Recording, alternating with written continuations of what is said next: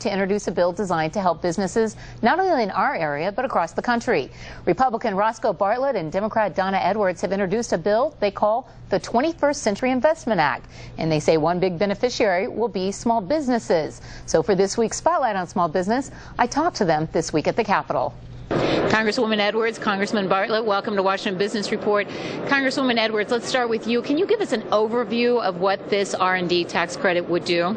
Well, what the 21st Century Investment Act does is it makes sure that we invest in research and development that also is connected to manufacturing. So if you innovate it and create it in the United States, you get a tax credit for building that product here in the United States. And it's really pretty simple and straightforward. It's what nations are doing all across the world, and the United States has to do it too. That's how we rebuild our manufacturing sector for the 21st century. So Congressman Bartlett, talk to us about small business. What are some of the ways that small businesses could benefit from this bill?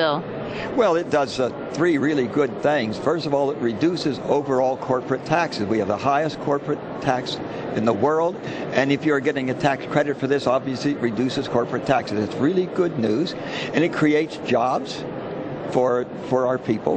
You know, there's just no downside to doing that. It is exactly the right thing to do, and I'm really pleased and honored to be where Congresswoman Edwards. Well, so you have pulled with Speaker Boehner. You're a Republican with longstanding seniority here in the House. And we all noted that you were Nancy Pelosi's pick to sit with her at the State of the Union. Have you had a chance to talk to either of them and try and lobby them on this legislation?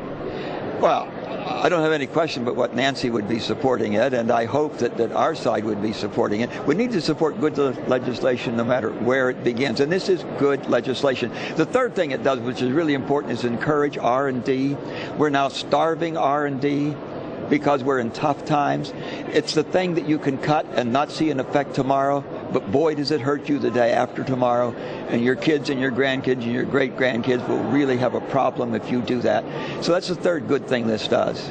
Congresswoman Edwards, would you be willing to support the idea of finding spending cuts elsewhere to offset the costs of this bill?